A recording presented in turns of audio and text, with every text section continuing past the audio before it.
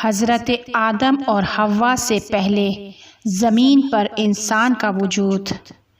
یہ ایک ایسا سوال ہے کہ جس نے بشریت کے ذہنوں کو درگیر کیا ہوا ہے۔ انسان جو پہلے انسان کے نام سے تاریخ میں پہچانا جاتا ہے، اس کا کوئی خاص زمانہ مقرر نہیں ہے۔ کیا سچ میں حضرت آدم اور حوا سے پہلے زمین پر دوسرے انسان موجود تھے؟ کیا یہ حقیقت ہے کہ ہم سب انسانوں کا تعلق حضرت آدم اور حوا سے ہے اور ہم سب اسی کی نسل سے ہیں؟ اور اگر ایسا ہے تو وہ انسان جو حضرت آدم اور حوا سے پہلے تھے وہ کہاں سے آئے تھے؟ وہ کس کی نسل سے تھے اور اسے کیوں انسان کہا جاتا ہے؟ اور اگر تاریخ کا مطالعہ کرتے ہیں تو تاریخ ہمیں بتاتی ہے کہ زمین پر لاکھوں سالوں پہلے باشعور انسان زندگی کرتے تھے۔ اس طرح کے مختلف قسم کے سوالات کے جوابات ہمیں روایت دے رہی ہے۔ مثال کے طور پر امام محمد باقر علیہ السلام نے جابر بن یزید سے کہا کہ کیا تم گمان کرتے ہو کہ خداوند تعالی نے صرف اس عالم کو خلق کیا ہے اور بس؟ اور اسی طرح کیا تم گمان کرتے ہو کہ خداوند عالم نے تمہارے علاوہ کسی بشر کو خلق نہیں کیا؟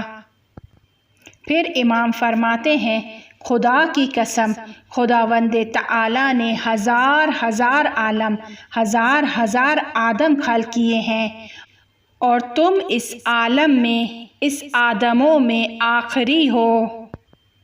لہٰذا حضرت آدم علیہ السلام وہ پہلے انسان نہیں ہے کہ جس نے اس خاکی زمین پر قدم رکھا، بلکہ اس سے پہلے اور بھی انسان تھے کہ جو اس زمین پر رہتے تھے اور ان کی نسلیں زمین سے منقرض ہو گئی ہیں اور کوئی نام و نشان باقی نہیں رہا ہے۔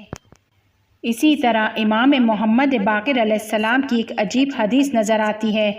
فرماتے ہیں کہ خداوند عز و جل نے جس دن سے زمین کو خلق کیا ہے، 7 عالم کو اس میں خلق کیا ہے اور ان 7 عالموں میں سے کسی کی بھی نسل آدم ابو بشر سے نہیں ہے، اور ان سب کو خداوند عالم نے زمین کی سطح سے خلق کیا اور ایک کے بعد دوسری نسل ایجاد کی، اور ہر ایک کے لیے ایک عالم کے بعد دوسرا عالم خلق کیا، اور آخر میں آدم ابو البشر کو خلق کیا اور اس کی ذریت کو اس سے بنایا۔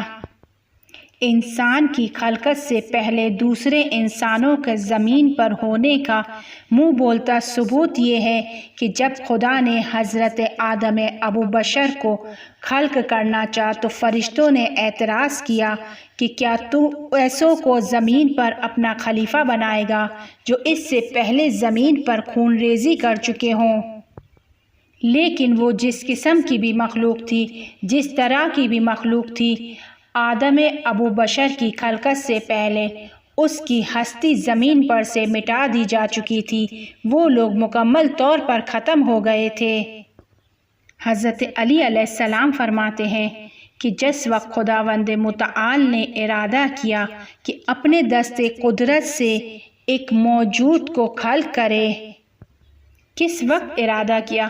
اس وقت کہ جب جن اور نسناس کی خلقت کے 7,000 سال گزر چکے تھے، اس کے بعد خدا نے ارادہ کیا اور خداوند تعالی آسمان کے طبقوں میں سے پردے کو ہٹا دیتا ہے اور ملائکہ سے مخاطب ہو کر فرماتا ہے کہ دیکھو زمین پر، دیکھو زمین پر جن و انس کو دیکھو۔ اور جب ملائکہ نے نگاہ کی اور ان کے اعمال کو دیکھا، ان کے گناہوں کو دیکھا تو وہ پریشان ہو گئے۔ ان کے لیے ایک سوال ذہن میں آیا اور اس وقت وہ اپنے پروردگار سے کہنے لگے، پروردگارا، فرشتے کہنے لگے کہ خدایا تو عزیز ہے، تو قادر ہے، اور یہ مخلوق کہ جو تو ہمیں دکھا رہا ہے یہ ایک کمزور مخلوق ہے، اور زمین پر تیری دی ہوئی روزی سے زندگی کر رہے ہیں، لیکن تیری نافرمانی کر رہے ہیں، گناہ انجام دے رہے ہیں، اور تو اس سے انتقام نہیں لے رہا ہے۔ جب پروردگار عالم نے فرشتوں کی اس گفتگو کو سنا تو فرمایا، میں چاہتا ہوں کہ زمین پر جانشین قرار دوں کہ جو میری حجت ہوں زمین پر۔ تو ملائکہ پوچھنے لگے کہ تو اس سے منزہ ہے کہ زمین پر موجودات کو خلق کرے، بالکل اسی طرح کہ جیسے جنوں نے زمین پر فساد برپا کیا تھا۔ اگر چاہتا ہے کہ زمین پر اپنا جانشین بھیج، اپنا خلیفہ بھیج تو ہم میں سے قرار دے، کیونکہ ہم تیری معصیت نہیں کرتے ہیں، نافرمانی نہیں کرتے ہیں، تجھے ستائش کرتے ہیں، تسبیح کرتے ہیں، تقدیس کرتے ہیں۔ اب خداوند عالم فرماتا ہے کہ جو کچھ میں جانتا ہوں تم لوگ نہیں جانتے۔ میں نے ارادہ کیا ہے کہ اپنے دست قدرت سے ایسی مخلوق کو خلق کروں گا اور اس کی نسل میں پیغمبروں کو، صالح بندوں کو، اماموں کو، ہدایت یافتہ افراد کو قرار دوں گا، اور ان لوگوں کو دوسری مخلوقات پر اپنا جانشین قرار دوں گا۔ زمین کو نسناس سے پاک کر دوں گا اور جنوں کو ہوا میں اور زمین سے دور قرار دوں گا، اور ان کے اور اس خلق کے درمیان حجاب قرار دوں گا۔ وہ بات جو توجہ کے قابل ہے وہ یہ ہے کہ آج کے دور کے تمام انسان حضرت آدم علیہ السلام کی نسل سے ہیں، اور اس کا کوئی تعلق پچھلی نسلوں سے نہیں ہے۔